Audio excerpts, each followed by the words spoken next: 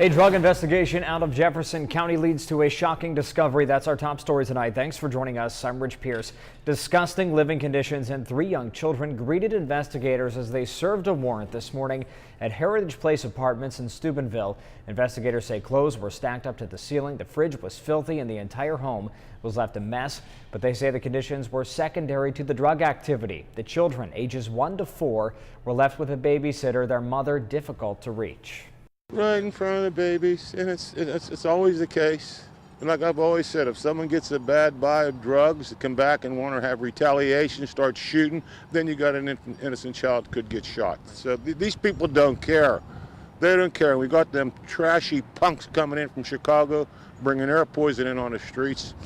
But we're going to continue to do what we have to do. If they're looking for a place to stay, come on down and sell your drugs. I got a place for them to stay. At last check, investigators were still working to track down the mother and the man who sold heroin out of the apartment. Sheriff Abdullah says Children's Services is working with the children. Good news for the city of Martins Ferry. Council revealed that ODOT will be helping the city with 3 of their road slips. News 9's Anthony Kahn has the story. Martins Ferry residents and city council can now breathe a little easier in regards to their road slips after some encouraging news from ODOT. During Martins Ferry's council meeting, Mayor Robert Kroniak shared with council that ODOT would be assisting the city to repair 3 road slips on Route 647.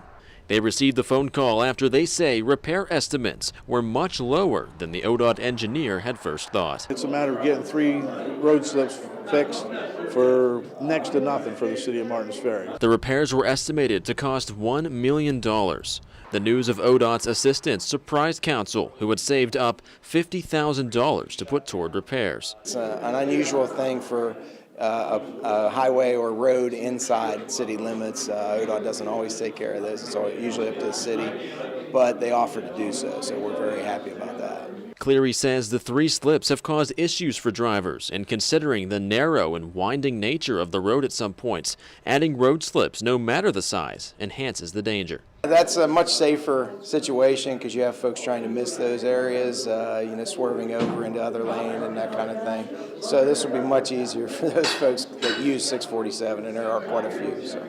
Kroniak says he's happy ODOT wants to get the slips taken care of soon because they could eventually get much worse. If we wait and let it go, then instead of being $1 million plus, it's going to be $3 million plus. So it's good to get it done now. A date has not yet been set on when these repairs will begin. That's up to ODOT as they plan this process out. Stay with News 9 as we give you updates on road conditions. Reporting in Martins Ferry, Anthony Kahn, News 9. Severe weather Team 9 coverage for you now as we take a live look outside through the lens of our tower cam. A cold day in the Ohio Valley, a cold night ahead. But what's our weekend looking like? For the answer, let's turn things over to Severe Weather Team 9 Chief Meteorologist Kevin Carter. Kevin. Well, it's going to stay cold until Sunday morning. Then temperatures should head back to and maybe even a bit above average. Average high temperatures are in the middle 40s. We were only in the lower 30s, barely back to the freezing mark today. In fact, most of the day temperatures were in the 20s. And considering January's temperatures were 7 degrees above average, February's about 10 above average. Cold temperatures have been kind of a rarity so far this year. Let's take a look at our weather headlines. Cold and dry then tonight into Sunday morning. It does turn milder Sunday afternoon. I'm calling it dry. The snowflakes we had flying around earlier today have gone by the boards. Here's a look at early warning live Doppler 9 radar along with the satellite loop. Most of the clouds have melted away as well. And again, those snow showers got pretty vigorous at times. Top accumulations in the area, according to the National Weather Service, about 2 inches. Most of us were less than that. We had 1 1/3 inches here at the station, but you can see nothing going on now on early warning live Doppler 9 radar. But it is cold. Temperatures are in the lower part of the 20s. At least the winds have died down as expected, generally under 5 miles per hour. So you have to bundle up for some cold temperatures until Sunday afternoon. After the weekend, we get warmer for a while, then maybe get a little interesting towards the end of next week. We'll take a look at that extended forecast in a few minutes. A bill is going through legislation in West Virginia that may prohibit anyone under the age of 18 from using a tanning bed. News 9's Sean Eiler spoke with healthcare officials who explain the dangers of artificial tanning. He has more from the Wheeling Newsroom. I spoke with Angeline Robertson, who works at the Center for Skin Cancer and Melanoma at Wheeling Hospital, as she goes over some of the dangers of tanning, not only for those under 18, but at any age. Just from using a tanning bed, people are dying. And with that in mind, West Virginia lawmakers are considering a bill that would prohibit anyone under 18 from using a tanning bed in the state of West Virginia regardless of parent permission. There are new statistics being found that actually more deaths are attributed to tanning bed use from skin cancer development from tanning bed use than there are lung cancer deaths from smoking. Just 3 times in a tanning bed is enough to increase your risk to develop a skin cancer. While skin cancer has been proven deadly, even the less severe cases have its consequences. It actually takes the tissue and eats the tissue away and can cause disfigurement. Angeline Robertson works in the Center for Skin Cancer and Melanoma at Wheeling Hospital. She's in favor of seeing the proposed legislation become law. The younger you are when you are exposed to the tanning bed and the UV radiation, the more likely later in life you'll develop skin cancer. While the bill aims to protect the younger generation, Robertson advises those of all ages to refrain from the UV rays. It's not that you turn 19 and suddenly it's a safe practice. This is something that we really suggest strongly against, and we know it's one factor that we can change that can prevent the development of skin cancer. I'd rather you go and get an artificial tan from a spray tan than I would you getting it from the sun or even a tanning bed. If the bill does pass, Robertson believes it could save lives. I do believe that there will be a whole population of people that could be positively affected by it not being an allowed practice. At this time, the bill is still making its way through legislation. Reporting in the Wheeling newsroom, Sean Eiler, News 9.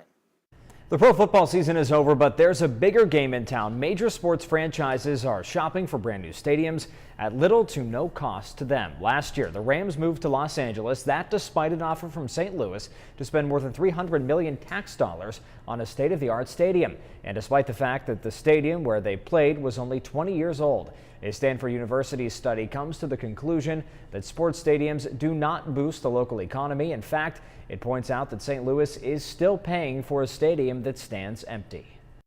The Federal Reserve Bank had published during the time that we were debating the Cardinals money, showed that in Ohio, where some publicly funded stadiums had been created, that each job that was created cost over $300,000. Their Department of Economic Development normally spent less than $7,000 to create a job. So that's an incredible waste of public money. I look at sports as a way, in a simple statement, to bring families together. And for me, there's few things more important than having big sports in a big town. And I'm not denying that our city and many cities have many issues. The Rams' new stadium in Los Angeles is estimated to cost $2.6 billion. As for St. Louis, they're moving on to another potential sports franchise with a stadium proposal for a Major League Soccer team. You can see more on this story this Sunday on Full Measure with Cheryl Atkinson. And as always, you can catch Full Measure with Cheryl Atkinson on Sundays at 10 a.m. on Fox 9 and 11 a.m. on WTOV 9. And join us this weekend at the Tri-State Home and Garden Show at St. Florian Hall in Wintersville tomorrow. I'll be there from 11 to 1, followed by Brittany Grego from 1 to 3, Stephanie Allison from 2 to 4, and Lauren Healy from 4 to 6. And Sunday, you can catch David Singer from 11 to 1 and Rob Metzger from 1 to 3. Coming up on News 9 at 10 on Fox 9, millions of people around the world are waiting to welcome a now famous baby giraffe, but the story has also sparked some controversy. We'll take a look next. You are watching News 9 at 10 on Fox 9 with Rich Pierce.